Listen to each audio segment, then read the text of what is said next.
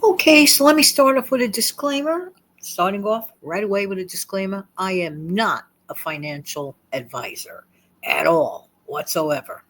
I'm just some gal that lives in New York City that heard about some ways that other people are saving.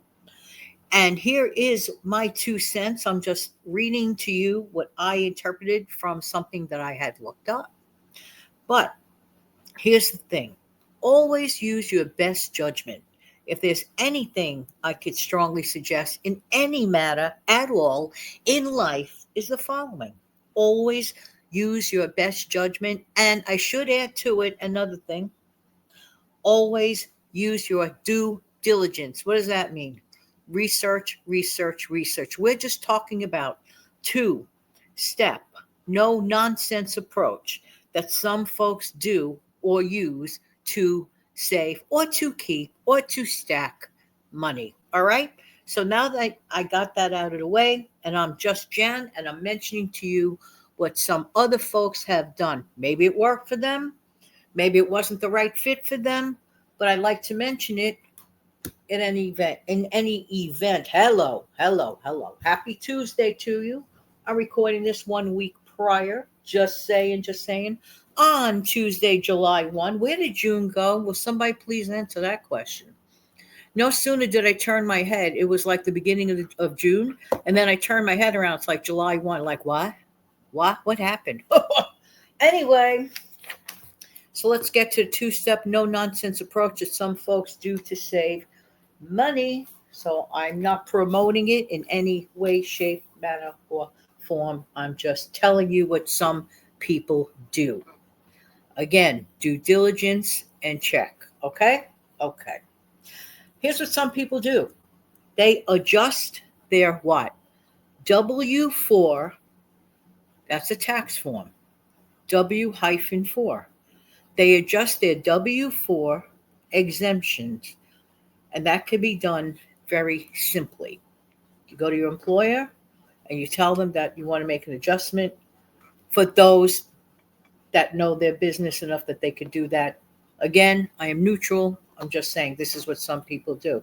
So they adjust their W 4 exemptions, and it is a simple, practical matter for the person that does it. It's not like, you don't have to be a scientist to figure out what to do. And the people that choose to do that in general probably, logically, okay, get a sizable tax refund. So sometimes people are getting literally too much stuff taken out in their life. And what they decide to do is, instead of waiting for a whole year for their refund, what they decide to do is adjust their W-4 exemptions, okay? And basically, what some of those folks are aiming to do, why are they doing this? They are doing this because, in their mind's eye, for their families, for themselves, basically, they feel that they might be missing out on money that they could be getting paid up front. I see where they're going with that. That does seem logical, right? All right.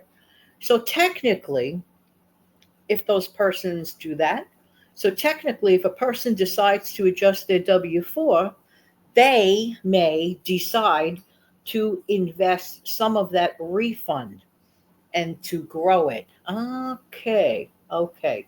So instead of it just sitting somewhere else, taken out of that person's check, whatever, and not earning anything on it, not earning any interest. So instead, they get more money in their paycheck. Basically, that's the goal. And then what they do with that extra money, well, that money, wouldn't call it extra. It's actually the person's money. But what they do, they may decide to place that money into a higher interest bearing checking account. Uh, uh, uh, uh. That sounds very sensible. So, what they may decide to do is to put it in a high interest bearing checking account. Why do I say sensible with the word checking account? Well, most people use a checking account, right? So, I guess in the case like that, that person's thinking, well, I still want to use my checking account, but why can't it be a higher interest-bearing checking account. That seems sensible to me. Again, nobody's giving anybody advice. I am not a financial advisor. This show is for entertainment purposes only, and always a reminder to do what?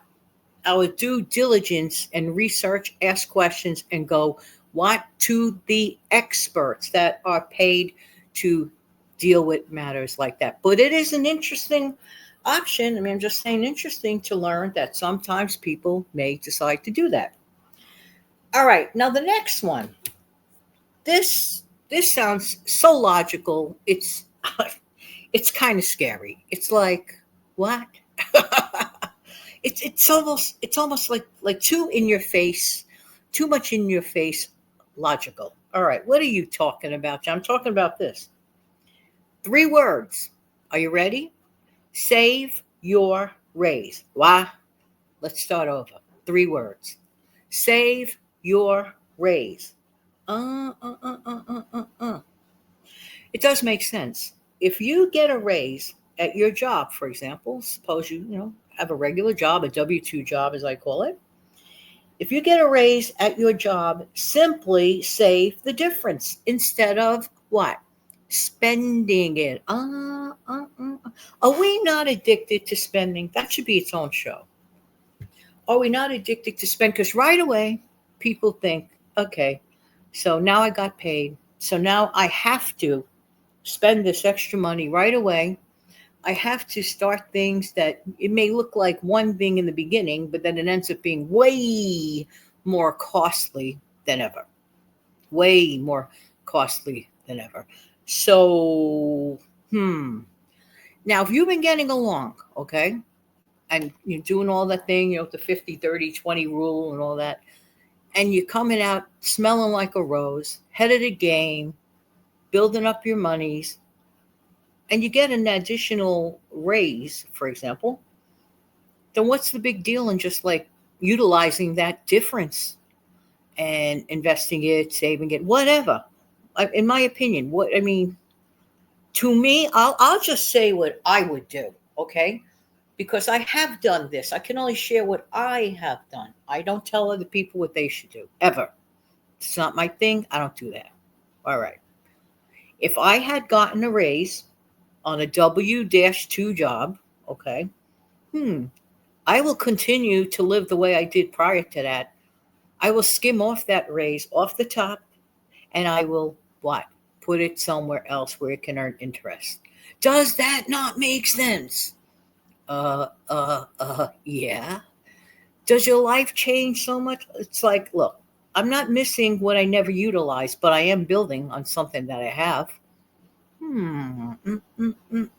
This is why a lot of people, I don't know, they give into, I don't know, is it like a need for immediate financial, in their mind's eye, gratification, like blowing it on a vacation, or that you really may not need? This is an opportunity to build up your savings or to begin savings. So if you're still living, decently, why not take that the percentage, okay, that you have got the increase. Do the math. Get out that good old calculator, and there's no excuse anymore. Don't say you don't have a calculator. If you have a phone, if you have a smartphone, you have a calculator. All right, may not be the cute one with all the, colorful buttons on it. You could always get one of those in the future. But you have a calculator. Calculate the percentage of the impending raise. That's a nice problem. That's not a bad problem. That's the kind of so-called problem people want. Am I right or am I right? I know I am right. So these are 2 no-nonsense ways to make changes with your money. Okay. Again, I'm not a financial advisor. This is for entertainment purposes only. Do your due diligence. What makes sense in your life? Okay. So double check, think it over, talk with your significant other, this, that, and the other, and do your research. To me, it sounds very logical, and I have definitely done the one with the pay raise. And that includes for those folks who are more than getting by on sometimes on their social. Some people, everybody assumes you get Social Security, it means you're poor. That's a myth. Yeah, the person may only be receiving Social Security checks. That doesn't presume that they're poor. That doesn't presume they're in poverty. Maybe they accumulated wealth in their life and they are receiving Social Security checks.